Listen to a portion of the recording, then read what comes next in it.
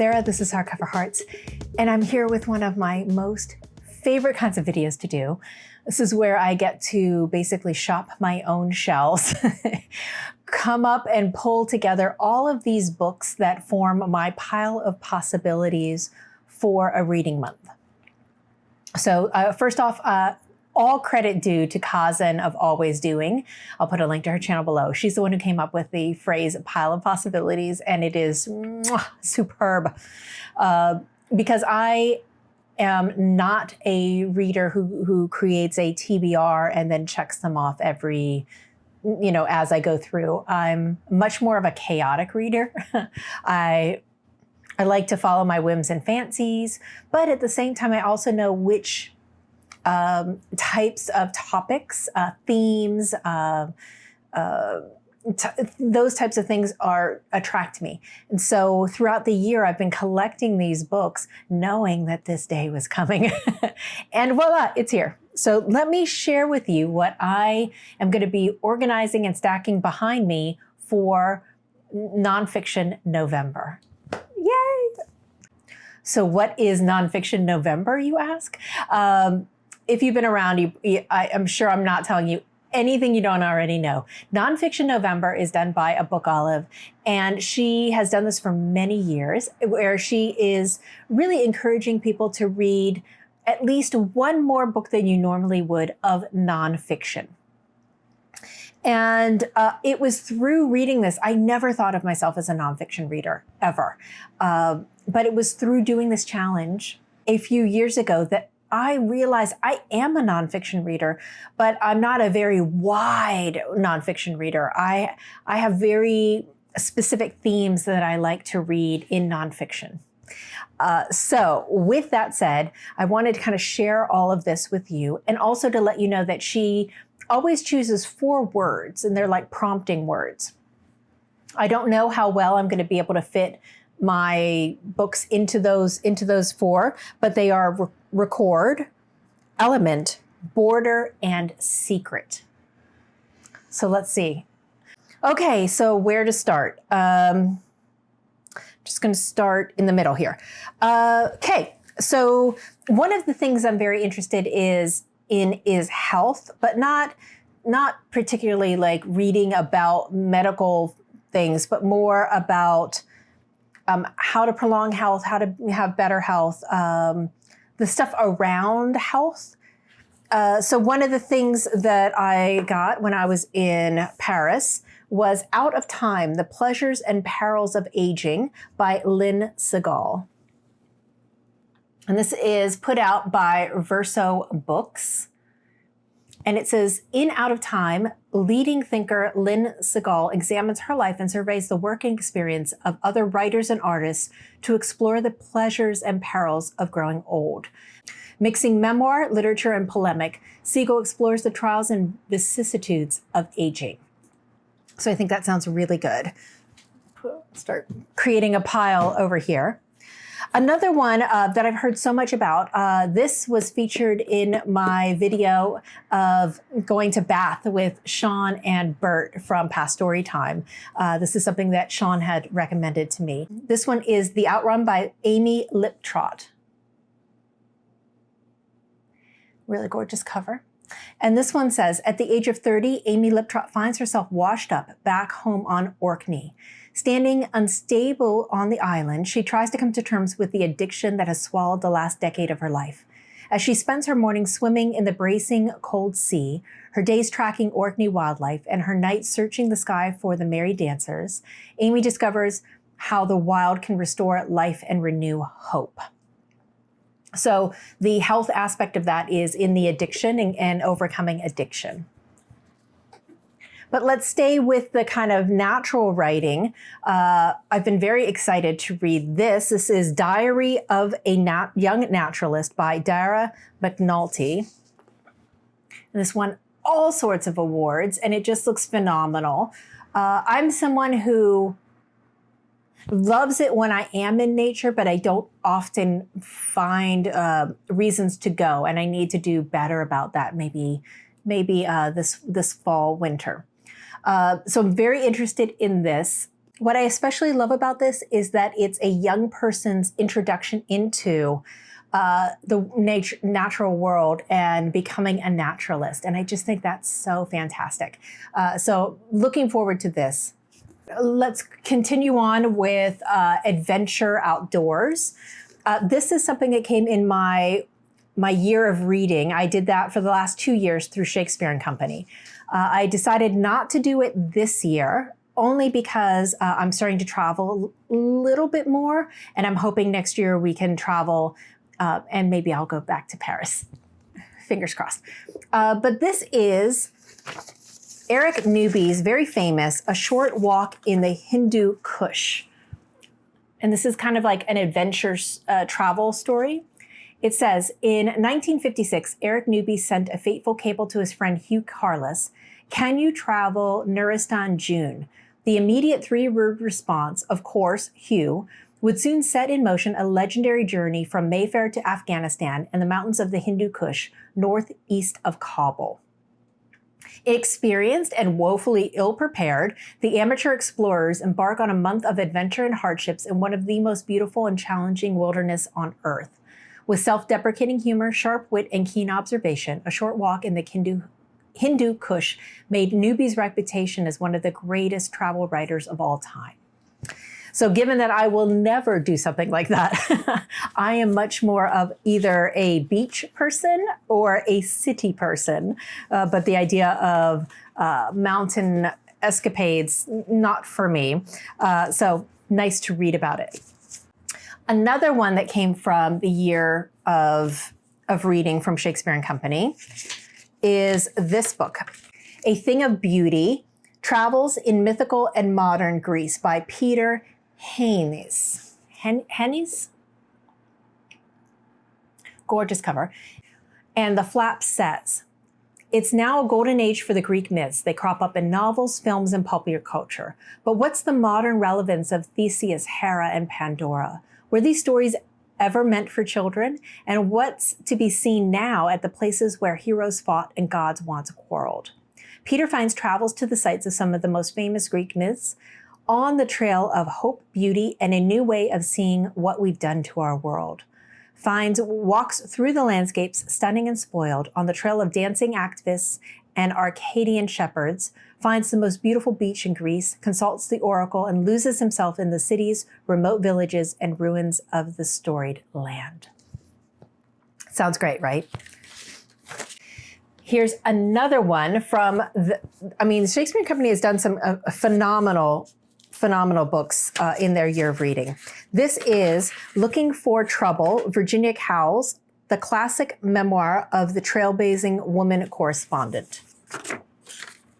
Really beautiful cover, and then the back is extraordinary too. Look at that. As the pioneering war correspondent for the Sunday Times, Virginia Cowles reported from the front line of 1930s Europe before covering the outbreak of the Second World War. With a gift for being in the right place at the right time, committed to covering conflicts from both sides, she risked her life daily in pursuit of the truth. A bestseller in 1941, Looking for Trouble unforgettably chronicles her experiences. With a foreword by Christina Lamb, it is a rediscovered classic that will make you an eyewitness to the 20th century as you've never before experienced it. So, sounds very interesting. Now, let's go to another love of mine, which is Paris. And so this is Left Bank, Art, Passion, and the Rebirth of Paris, 1940 to 1950. There is the cover. After the horrors of the Second World War, Paris was the place where the world's most original voices of the time came. Among them, Norman Mailer, Miles Davis, Simone de Beauvoir, James Baldwin, Juliette Greco, Alberto Giacometti, Sal Bello, and Arthur Koestler. Fueled by the elation of the liberation, these pioneers hoped to find an alternative to the capitalist and communist models for life, art, and politics. A third way. Agnès Poirier transports us to a time when Paris was at the heart of all that was new and brave and controversial, skillfully weaving together a collage of images and destinies. So I have two projects I'm going to be doing next year that I'm incredibly excited about. The first one I'll be doing by myself, and this is inspired by Didi of Brown Girl Reading, who's been reading this series, I think also with Alba of Seriella. And they're reading Émile Zola's 24-volume, very famous Parisian series, Les Rongon-Macquart. And I'm going to start that myself as well, but I'm going to do it in English. I know Didi's reading it in French. Bless. That's a lot. And then the other thing I'm going to be doing is Leo of Leo's Little Book Life and I are going to read Simone de Beauvoir's novels together next year. So I'm going to go deep into French immersion next year. So having some background about especially the time when Simone de Beauvoir was alive is going to be helpful, I think. It won't help me with Zola, but at least will help me with Simone de Beauvoir. Then another book about Paris that I've been holding on to is this one. This is No Modernism Without Lesbians by Diana Souhami. And it says, 4 women who broke the rules: Sylvia Beach, Natalie Breyer, and Gertrude Stein. The Trailblazing publisher, a patron of artists, a society hostess, a groundbreaking writer. All women who love women, they rejected the patriarchy and made lives of their own, forming a community around themselves in Paris in the first half of the 20th century. This is a story of how a singular group of women, entertaining, shocking, and brilliant, at a pivotal time and place, fostered the birth of the modernist movement. Also sounds fantastic. Okay, my stack is getting kind of big. Okay, then speaking of Paris, there is no better time than NonFiction November to get yourself acquainted with the newest Nobel Prize winner, that is Annie Ernaux. These are my Fitzcarraldo editions of her work. I would say if you haven't read anything of hers, a great place to start would be A Girl's Story. This is her memoir of being a teenager who was very, very sheltered, who went to a sleepover camp and as a kind of camp counselor aide. And it's her first sexual experiences and her first experiencing boys, because she was always very sheltered, only around other young girls in girls' school. Very, very good. She writes this with this very detached, removed. It's not very sentimental, but it is almost reportage, but very interesting. She has very interesting points of view, and she's phenomenal. I'm currently reading, and I'm sure this will go into next month and probably for the rest of the year. In my French class, I have a French tutor, and we are reading Passion Simple, and that is her simple passion.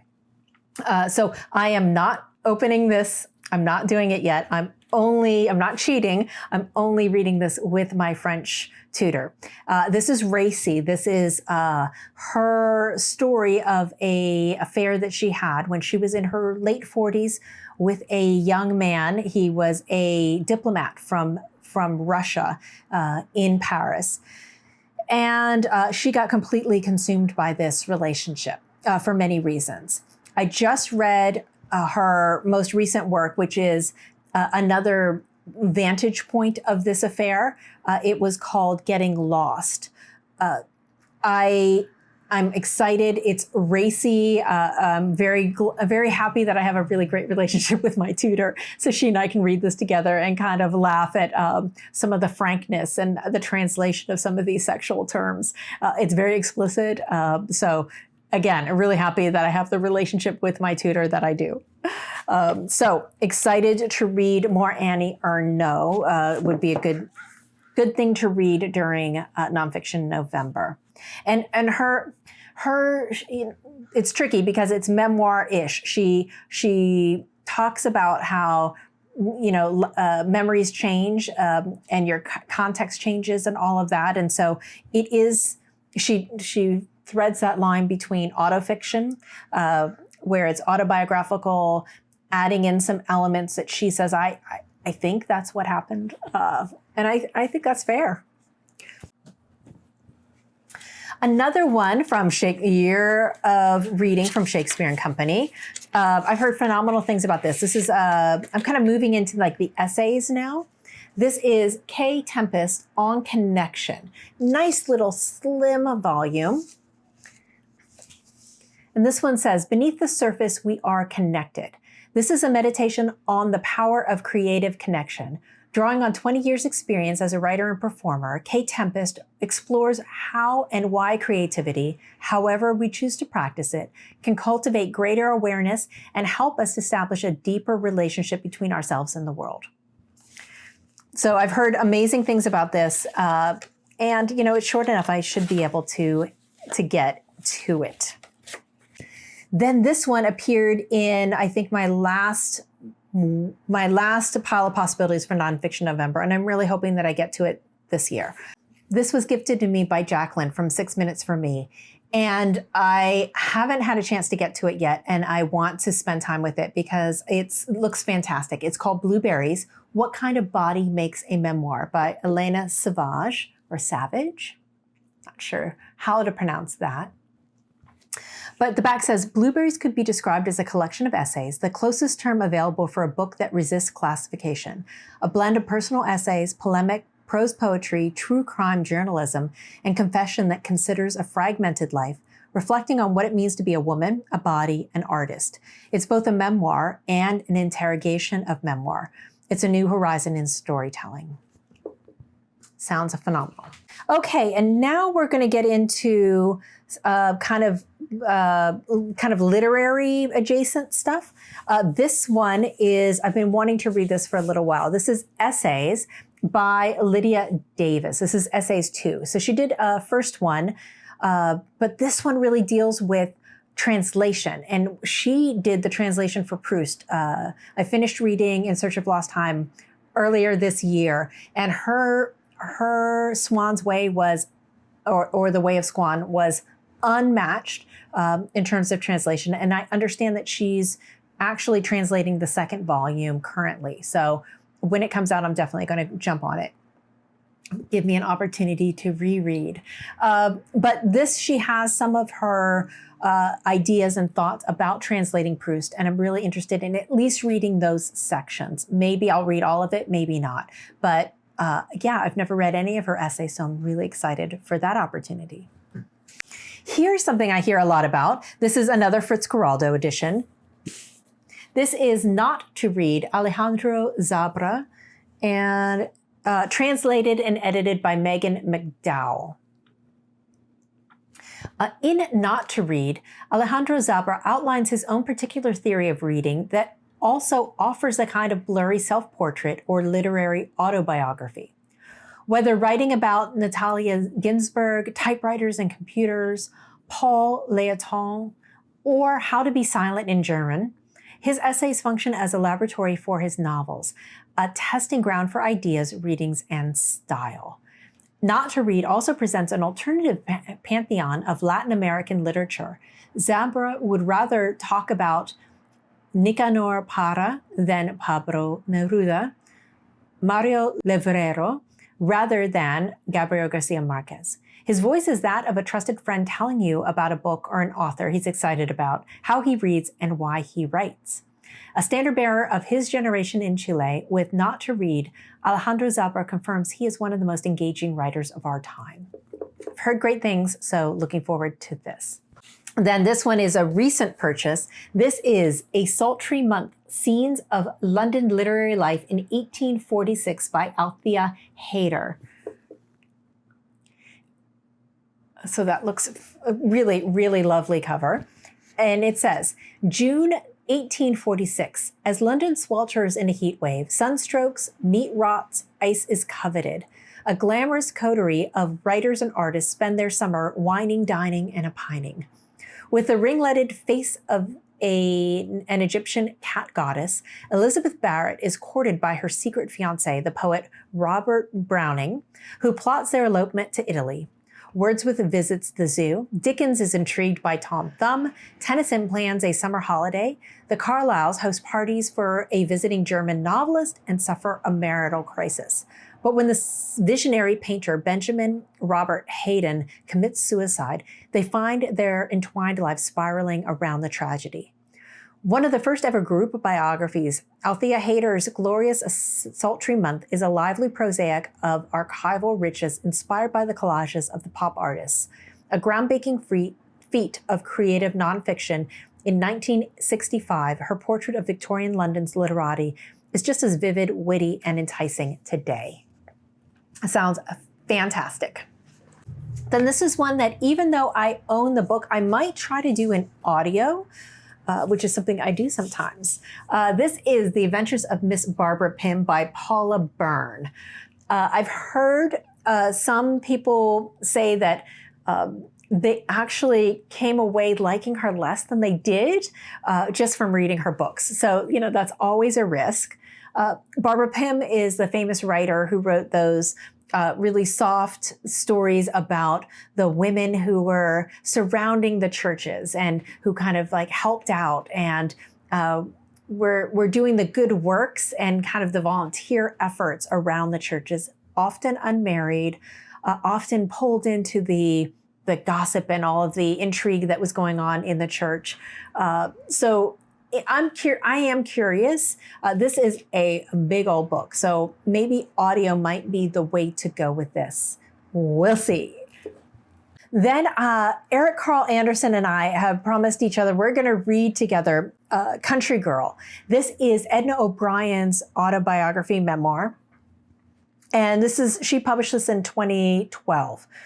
So earlier this year, we read the Country Girls trilogy, had a great time doing it. And so we want to read this together. And so I'm saving it for NonFiction November. So excited about that. Now let me move on to one of my favorite topics. So it's either translation, a place, travel, and then art. So I have a few books that I got recently. This is The Golden Flea, a story of obsessing and collecting by Michael Rips. And this is set in the New York's Chelsea flea market. And it's all about this one collector. And he becomes really, really famous, and it's basically his story. I think it just looks like a great lark. This really interests me. This is Devine, the story of the most spectacular art dealer of all time by S.N. Berman. And it says, Joseph Devine was the world's most famous art dealer. His clients were among the most prominent and infamous Americans of the 20th century, including Mellon, Frick, Hearst, and Morgan. You can only imagine, right? So this looks really doable. Sounds like a fantastic read. The next one I've been meaning to read, and I actually think this is the year I'm gonna do it. This is How to See, Looking, Talking, and Thinking About Art by David Sow. And I just love the cheeky cover. The full title is on the side, but the cover is just fantastic. And the back says, how does art work? How does it move us, inform us, challenge us? Internationally renowned painter David Sow's incisive essay collection illuminates these questions by exploring the works of influential 20th century artists. Engaging with a wide range of Sow's friends and contemporaries, from painters to conceptual artists such as Jeff Koons, John Baldessari, Roy Lichtenstein, and Alex Katz, among others, How to See explores not only the multi-layered personalities of the artists themselves, but also the distinctive character of their oeuvre. Sow writes with humor and verve, replacing the jargon of art theory with precise and evocative descriptions that help the reader develop the personal, intuitive engagement with art. And the result is a masterclass on how to see with the artist's eye. Now, I'm not sure if you picked up on it, but none of those artists that he mentioned are women. And I do try to predominantly make sure that my reading has a woman focus. So, that is a big ding on this book. So I am interested in engaging with the material, but I'm going in suspect already.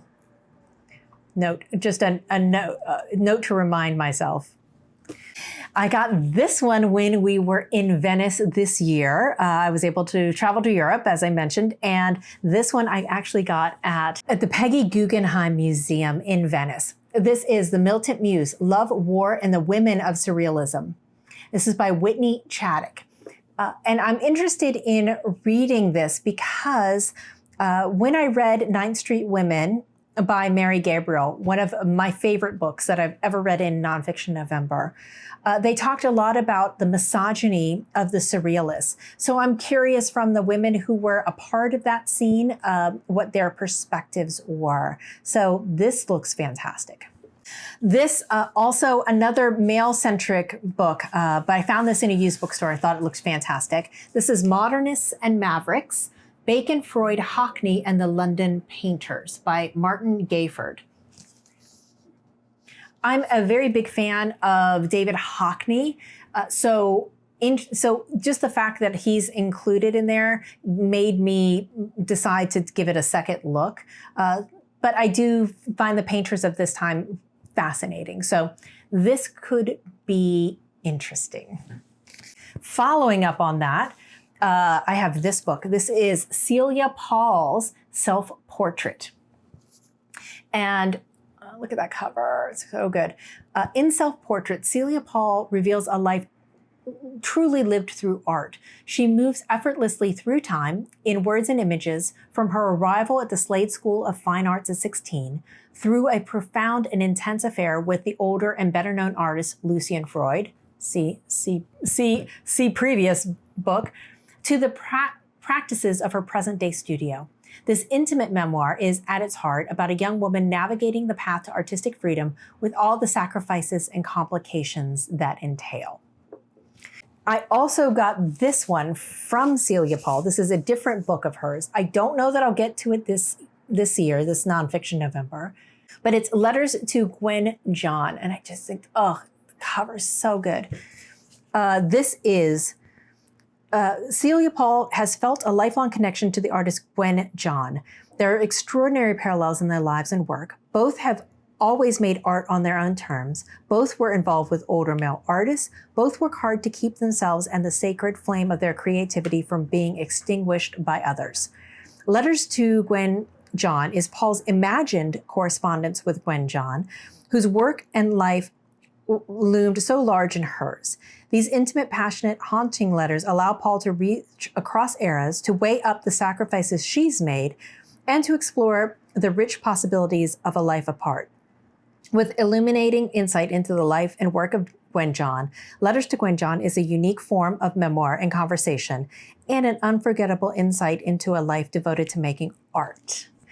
So, as you can see, interesting theme around the London art scene. And speaking of, this is one that came in my year of reading. So this is a good testimony to how amazing that subscription really, really was. This is Spring Cannot Be Canceled, David Hockney in Normandy. Speaking of David Hockney, and this says, on turning 80, David Hockney sought out rustic tranquility for the first time, a place to watch the sunset and the change of seasons, a place to keep the madness of the world at bay. So when COVID-19 and lockdown struck, it made little difference to life at La Grande Guerre, a centuries-old Normandy farmhouse where Hockney set up a studio the year before, in time to paint the arrival of spring. In fact, he relished the enforced isolation as an opportunity for even greater devotion to his art. And then last, this is a wild card. This is something that I saw in London at Foyles, and I just had to get it.